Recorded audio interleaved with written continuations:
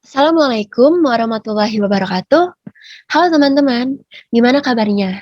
Semoga kalian selalu dalam keadaan sehat dan dalam lindungan Tuhan Yang Maha Esa. Pada hari ini, Ibu akan menjelaskan materi termokimia. Untuk itu, kalian simak ya. Adapun tujuan pembelajaran kita. Yang pertama, peserta didik dapat menjelaskan pengertian perubahan entalpi. Yang kedua, peserta didik dapat menjelaskan pengertian sistem dan lingkungan. Yang ketiga, peserta didik dapat membedakan reaksi eksotem dan reaksi endotem. Dan yang keempat, peserta didik dapat menuliskan persamaan termokimia dan diagram tingkat energi berdasarkan perubahan entalpinya. Teman-teman tahu nggak sih apa itu termokimia? Jadi termokimia adalah cabang ilmu kimia yang mempelajari tentang perubahan energi pada perubahan kimia. Ada 5 pokok pembahasan. 1.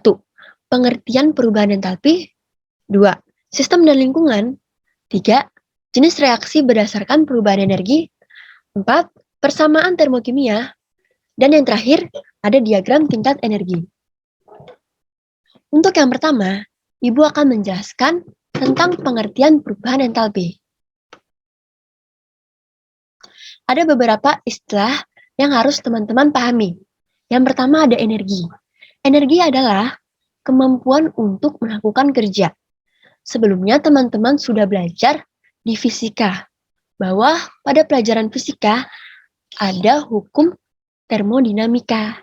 Di dalam hukum termodinamika terdapat hukum kekekalan energi yang menyatakan bahwa energi tidak dapat diciptakan dan tidak dapat dimusnahkan.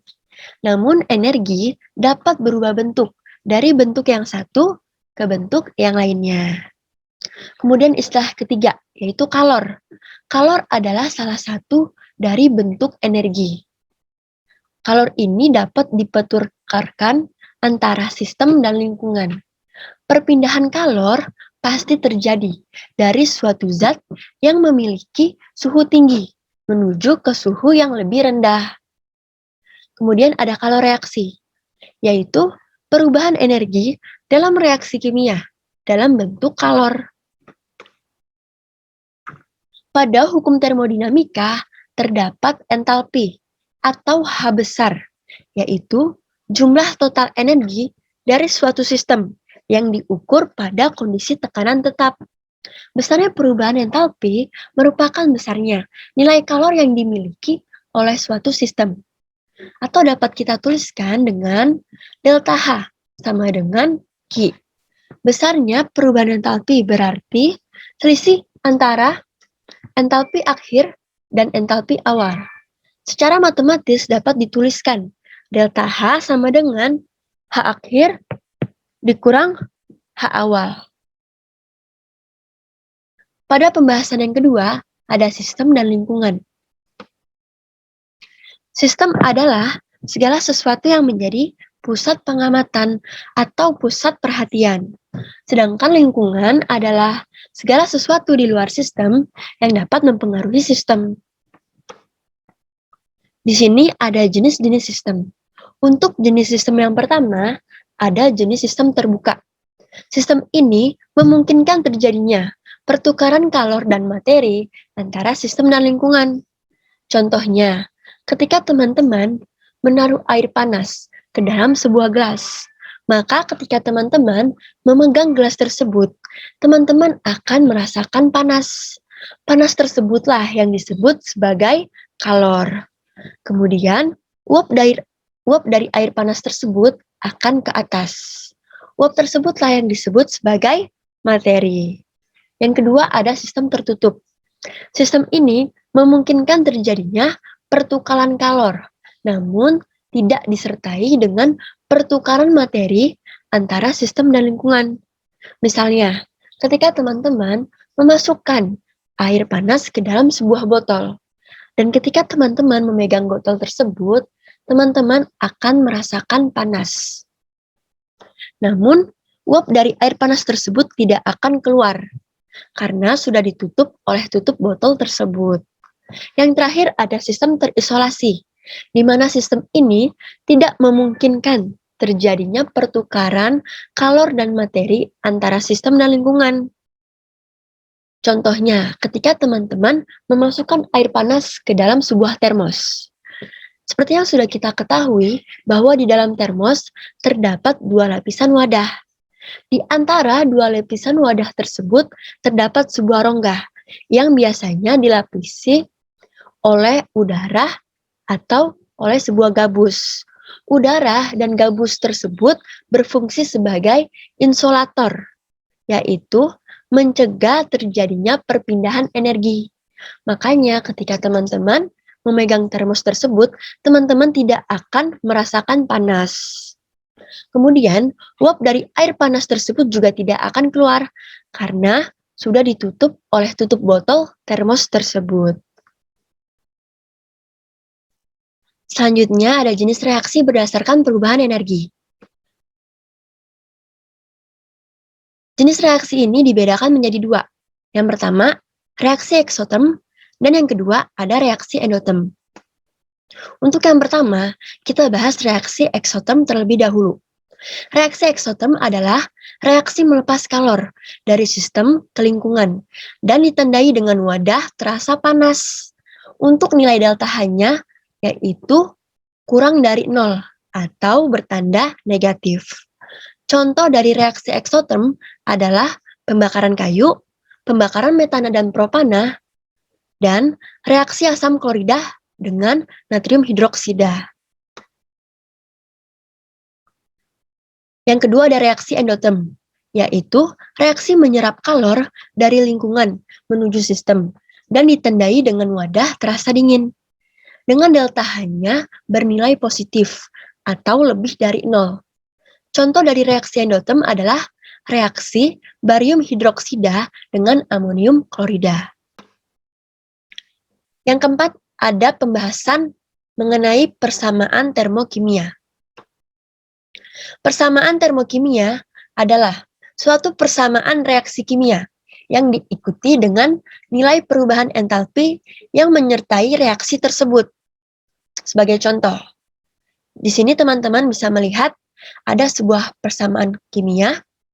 Ibu akan mencontohkan cara menyebutnya, yaitu 2 mol gas hidrogen direaksikan dengan 1 mol gas oksigen membentuk 2 mol uap air dengan delta H-nya sebesar min 489,6 kJ. Kalau teman-teman amati, unsur H2O ini koefisiennya adalah 2, yang artinya jumlah mol dari H2 ini adalah 2. Kemudian, jumlah mol dari O2 adalah 1. Dan jumlah mol dari H2O ini adalah 2. Maka dapat kita simpulkan 2 mol gas hidrogen direaksikan dengan 1 mol gas oksigen membentuk 2 mol uap air dengan delta H-nya sebesar min 489,6 kJ. Jadi dari persamaan termokimia di atas dapat disimpulkan bahwa dalam pembentukan 2 mol uap air akan disertai pelepasan energi sebesar 489,6 kJ. Mengapa disebut pelepasan? Karena delta H-nya ini bernilai negatif. Kalau misalkan delta H-nya itu bernilai negatif, berarti reaksi ini termasuk ke dalam reaksi eksoterm, yang artinya reaksi ini melepas kalor. Lanjut, ada perubahan entalpi standar. Untuk yang pertama, perubahan entalpi pembentukan standar atau delta HF. Perubahan entalpi ini terjadi pada reaksi pembentukan 1 mol senyawa dari unsur-unsurnya. F yang berarti berasal dari bahasa Inggris, yaitu formation. Kedua, perubahan entalpi penguraian standar atau delta HD. Perubahan entalpi ini terjadi pada penguraian 1 mol senyawa menjadi unsur-unsurnya. D yang berarti berasal dari bahasa Inggris, yaitu decomposition. Yang ketiga, perubahan entalpi pembakaran standar atau delta Hc. Perubahan entalpi ini terjadi pada pembakaran sempurna 1 mol senyawa atau 1 mol zat. C yang berarti combustion. Mengapa disebut sebagai perubahan entalpi standar? Karena perubahan entalpi ini dilakukan pada keadaan standar, yaitu di mana suhunya sebesar 25 derajat Celcius dan tekanannya 1 atmosfer. Di sini Ibu punya contoh dari masing-masing perubahan entalpi standar yang sudah Ibu sebutkan tadi. Kalau teman-teman lihat, untuk font yang berwarna pink, itu adalah contoh dari perubahan entalpi pembentukan standar, di mana reaksi ini adalah reaksi pembentukan 1 mol SO2, di mana Ibu akan mencontohkan cara membacanya, yaitu 1 mol sulfur direaksikan dengan 1 mol gas oksigen, membentuk 1 mol gas sulfur dioksida, dengan delta HF-nya sebesar min 287 kJ. Lanjut, ada font berwarna ungu, yaitu contoh dari perubahan entalpi penguraian standar. Di sini ada penguraian 1 mol SO2, di mana cara membacanya adalah sebagai berikut.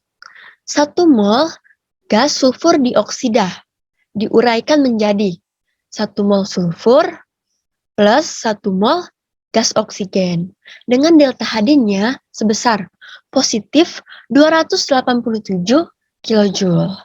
Kalau misalkan teman-teman amati, reaksi penguraian ini adalah reaksi kebalikannya dari reaksi pembentukan. Dimana kalau misalkan reaksi pembentukan adalah unsur-unsur menjadi suatu senyawa. Sedangkan reaksi penguraian adalah suatu senyawa menjadi unsur-unsurnya.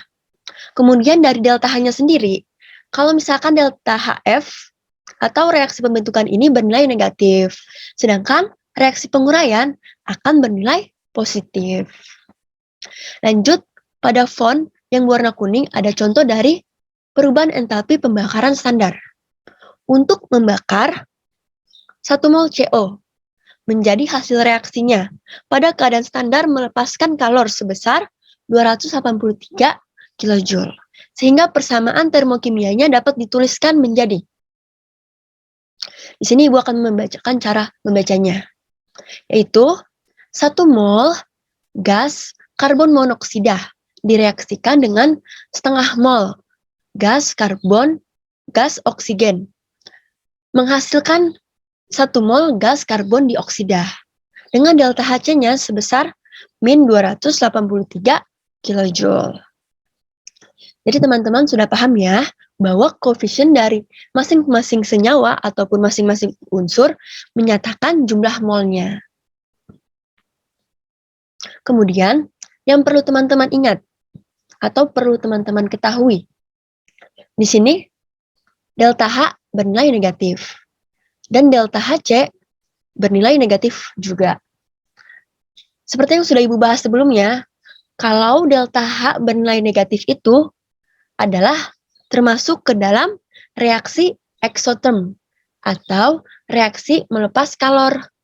Sedangkan untuk delta Hd atau perubahan entalpi penguraian standar, di sini kan bernilai positif, yang artinya delta Hd ini termasuk ke dalam reaksi endoterm, yaitu reaksi menyerap kalor. Selanjutnya ada pembahasan yang terakhir, yaitu diagram tingkat energi. Diagram tingkat energi menggambarkan besarnya entalpi zat-zat sebelum reaksi dan entalpi zat-zat hasil reaksi, serta besarnya perubahan entalpi atau delta H. Kalau teman-teman lihat di sini ada contoh dari diagram tingkat energi. Untuk reaksi 1 mol tembaga oksida diuraikan menjadi 1 mol tembaga plus setengah mol gas oksigen dengan delta H-nya sebesar positif 155,08 kilojoule. Nah, kalau misalkan teman-teman perhatikan, berarti reaksi ini termasuk ke dalam reaksi penguraian. Karena suatu senyawa diuraikan menjadi unsur-unsurnya. Di sini ada contoh dari diagram tingkat energi, di mana sumbu Y ini adalah mengartikan besarnya nilai H. Kemudian tembaga oksida yang berada di sebelah bawah bertindak sebagai reaktan. Sedangkan tembaga dan oksigen di atas bertindak sebagai produk. Di mana tanda panah atas ini mengartikan terjadinya peningkatan perubahan energi atau terjadinya peningkatan dari entalpi sebesar 155,08 kilojoule. Lalu bagaimana jika reaksi ini kita balik?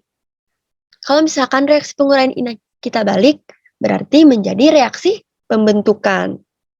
Nah, kalau misalkan Ibu balik reaksinya, maka diagram tingkat energinya adalah sebagai berikut. Nah, di sini Ibu akan menggambarkan sumbu Y atau besarnya nilai H. Kalau misalkan tadi yang di bawah itu adalah Cu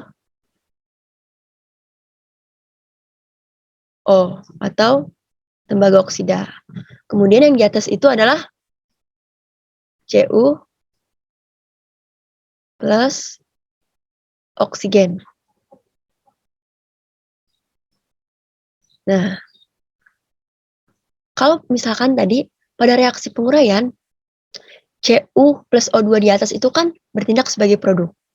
Namun kalau misalkan ketika kita balik, Cu plus O2-nya itu akan bertindak sebagai reaktan. Sedangkan tembaga oksidanya atau CuO-nya bertindak sebagai produk.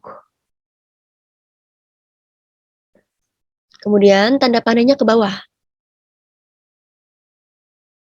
Yang artinya terjadi penurunan perubahan energi dengan delta H sebesar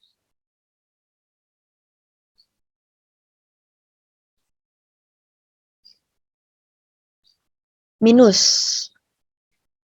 155,08 kilojoule.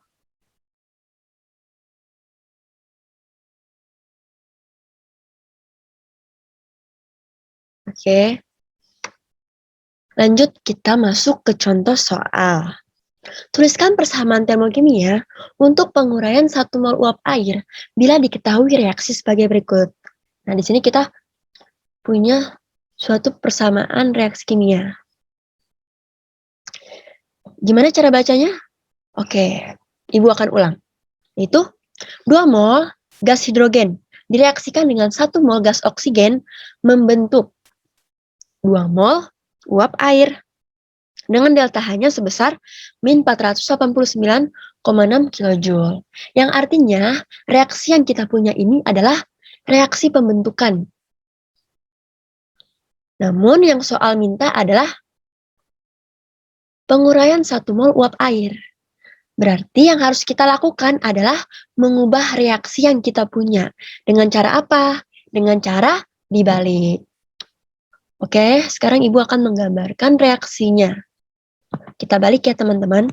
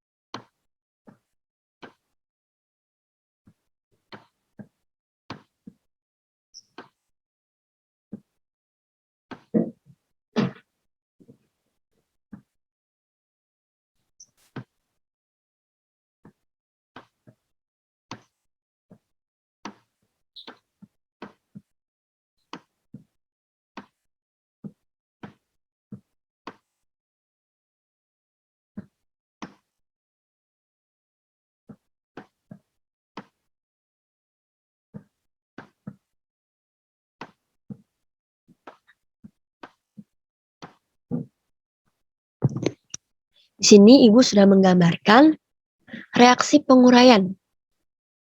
Reaksi penguraian apa? Reaksi penguraian 2 mol uap air. Kalau reaksi yang di atas kan pembentukan 2 mol uap air. Dan di sini Ibu sudah menggambarkan reaksi penguraian 2 mol uap air. Karena reaksi ini dibalik, maka otomatis delta H-nya akan berubah tanda. Yang tadinya dia negatif 489,6 kJ akan berubah tanda menjadi positif 489,6 kJ. Oke, di sini karena yang soal minta adalah penguraian 1 mol, maka reaksi ini kita dapat membaginya menjadi 2. Di mana 2 mol H2O ketika dibagi 2, hasilnya adalah 1 mol H2O. 2 mol H2 dibagi menjadi 2, hasilnya adalah 1 mol H2. Kemudian 1 mol O2 dibagi menjadi 2 adalah setengah mol O2. Delta H-nya pun juga kita harus bagi 2. Yang hasilnya sebesar positif 242,8 kJ. Jadi yang perlu teman-teman ingat atau perlu teman-teman ketahui adalah koefisien ini akan mempengaruhi nilai dari delta H-nya.